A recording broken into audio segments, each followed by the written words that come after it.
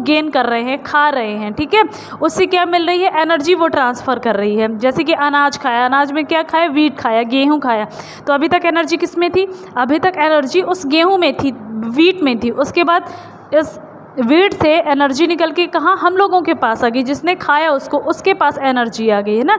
तो energy and material, इस तरह से एनर्जी एंड मटेरियल को वो ट्रांसफ़र करता है। तो ये तो हुई हमारी इकोसिस्टम की डेफिनेशन। ओके, तो जैसे अभी हम लोग इकोसिस्टम में देखें, इकोसिस्टम में हमने क्या देखा कि जो भी सराउंडिंग एरिया, जो भी सिस्टम है, ठीक है। अ सिस्टम डेफिनेशन हम लोगों ने क्या देखी थी, a system formed by the interaction of all living organisms with each other and with physical and chemical factors of the environment in which they all linked by transfer of energy and material. ये तो हुई हमारी ecosystem की definition, ठीक है। अब हम इसको एक जो हमारे बुक में है उसके थ्रू अगर हम पढ़ें तो स्टोरी ऑफ रवि। रवि क्या है, एक इमेजिनरी पर्सन है, ठीक है। तो वो कहाँ जाता है, NCC camp, at NCC camp. जो रवि है, रवि कहाँ जा रहा है, अपने दोस्तों के साथ एक एनसीसी कैंप ज्वाइन करता है।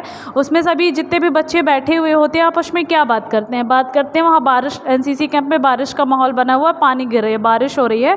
वहाँ एक उसी का एक फ्रेंड है जो कहाँ से आया हुआ है, केरल से आया हुआ है, केरल से डिपेंड करता है। तो वो लोग कहते हैं कि पानी गिर रहा है तो देखो कितना अच्छा मौसम बना हुआ है, ठीक है।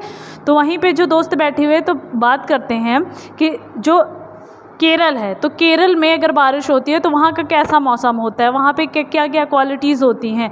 तो all plants, animal and human beings, ठीक है। तो फिर कोई भी हो, चाहे प्लांट्स हो, एनिमल्स हो, ह्यूमन हो, वो सब किस पे डिपेंड करते हैं, depend of their immediate surrounding, मतलब वो अपने आसपास की, क्या लिखा है, depends of their immediate surrounding, वो अपने आसपास के सराउंडिंग एरिया पे डिपेंड करते हैं। चाहे वो कौन हो, प्लांट्स हो, एनिमल हो या फिर ह्यूमंस हो, चाहे वो कोई भी हो, किस पे डिपेंड करते हैं, depends of their immediate surrounding, अपने आसपास के एरिया पे डिपेंड करते हैं। और उसी से क्या बनता है, एनवायरनमेंट, आई मीन इकोसिस्टम बनता है, ठीक है। अब जैसे रिलेशन कैसे देखेंगे, तो relation between the living organism and their surrounding form an ecosystem. जैसे कि अगर रिलेशन में देखा जाए, रिलेशन बनाया जाए, तो इकोसिस्टम में जैसे कोई एक मेढक कहाँ रह रहा होता है, कुएं में रह रहा होता है। तो मेढक के लिए इकोसिस्टम क्या है, मेढक के लिए तो इकोसिस्टम वही होगा ना जहाँ पे वो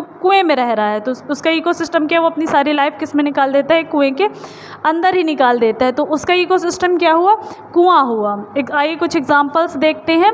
तो एग्जांपल में जैसे रेन फॉरेस्ट, एग्जाम्पल में क्या है, जैसे rain forest, grassland, desert, lake, pond, ठीक है। तो जो रेन फॉरेस्ट का जो इकोसिस्टम होगा, वहाँ के पेड़ पौधे, वहाँ रहने वाले लोगों का इकोसिस्टम कुछ अलग होगा, वहाँ जो जीव जंतु होंगे वो अलग होंगे। ग्रासलैंड मतलब जो प्लेन एरिया है, तो प्लेन एरिया में जो जीव जंतु रह रहे हैं, जो लोग ह्यूमंस रह रहे हैं, तो उनके रहने का, लाइफ सर्वाइव करने का लाइफ स्टाइल अलग होगा। डेजर्ट, जैसे डेजर्ट में कौन रहता है, कैमल पाया जाता है। कैमल को अगर हम अंटार्कटिका में, मतलब किसी ठंडे देश में छोड़ के आए तो क्या वो वहाँ पे सर्वाइव कर पाएगा, नहीं कर पाएगा, है ना। क्योंकि उसका इकोसिस्टम क्या है, उसका इकोसिस्टम तो डेजर्ट में, मतलब रेगिस्तान जैसे जगह पे रहने के लिए बना हुआ है, ठीक है। लेक जैसे कोई अगर मछली रह रही है, किसी लेक में रह रही है, तो इसके लिए इकोसिस्टम क्या है, वो लेक ही है ना। पॉन्ड, जैसे कोई एक मेढक है, मेढक कहाँ रह रहा है,